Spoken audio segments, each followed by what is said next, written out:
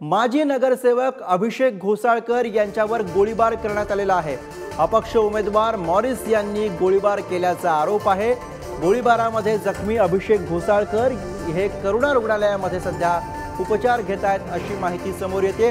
रिद्देश हातीम आपले प्रतिनिधी सध्या आपल्या सोबत आहेत, अधिकची माहिती देतात। रिद्देश, नक्कीच आपण पाहिलं तर ठाकरेंच्या शिवसेनेचे माजी नगरसेवक विनोद घोसाळकर यांचे सुपुत्र अभिषेक घोसाळकर यांना आज थोड्याच वेळापूर्वी मॉरिस नावाच्या एका अपक्ष उमेदवार जे दैसर परिसरात राहतात यांनी ओपन फायरिंग केली।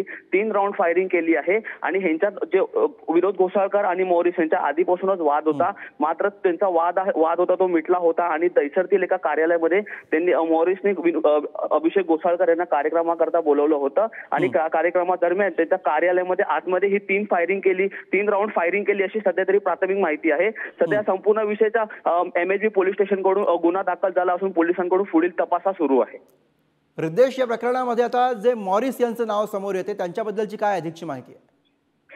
मॉरिस हे अपक्ष उमेदवार आहे आणि तो 2017 जेव्हा अभिषेक घोसाळकर आणि मॉरिस हे दोघंही नगरसेवकच्या इलेक्शनसाठी उभे राहिले होते, त्यावेळी त्यांच्यामध्ये वाद देखील झाला होता काही कारणास्तव आणि तेव्हापासून हा वाद सुरू होता। मात्र कालांतराने त्यांचा तो वाद होता तो मिटला होता आणि आता एका कार्यक्रमाकरता त्यांनी अभिषेक घोसाळकर यांना त्यांच्या कार्यालयात बोलवलं होतं आणि त्या संपूर्ण कार्यक्रमादरम्यान त्यांनी त्याच्या कार्यालयाच्या आत मॉरिस यांनी अभिषेक घोसाळकर यांच्यावरती ओपन 3 फायरिंग केली अशी सध्या तरी प्राथमिक माहिती आहे। मात्र संपूर्ण घटनेचा सध्या तरी MHB पोलीस स्टेशन कडून तपास सुरू आहे।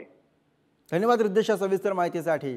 माजी नगरसेवक अभिषेक घोसाळकर यांच्यावर गोळीबार करण्यात आलेला आहे आणि यामध्ये आता अपक्ष उमेदवार मॉरिस यांचं नाव समोर येत आहे। त्यांनी गोळीबार केल्याचा आरोप केला जातोय।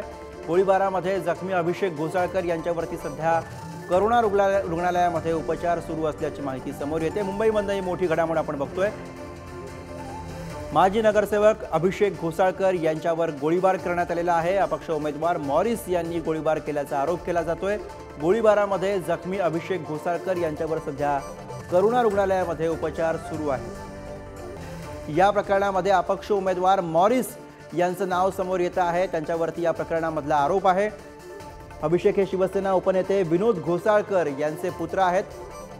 अभिषेक घोसाळकर यांना या प्रकरणामध्ये 3 गोळ्या लागल्याची माहिती समोर येते।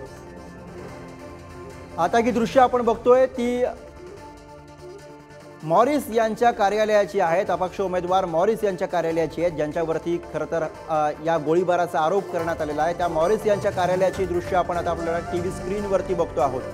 2017 मध्ये मॉरिस यांनी अभिषेक घोसाळकर यांच्या विरोधामध्ये निवडणूक लढवली होती। या निवडणुकीच्या दरम्यान दोघांमध्ये काही वाद झाला अशाही बातम्या आहेत, अशाही चर्चा आहेत। त्यानंतर तो वाद निवळला अशी सुद्धा माहिती आहे आणि आज मॉरिस यांनीच खरं तर घोसाळकर यांना एका कार्यक्रमासाठी बोलवली होती अशी माहिती आता समोर येते आणि याच दरम्यान हा सगळा प्रकार घडलाय अशी सध्या माहिती समोर येते। अभिषेक घोसाळकर यांच्यावरती झालेला हा गोळीबार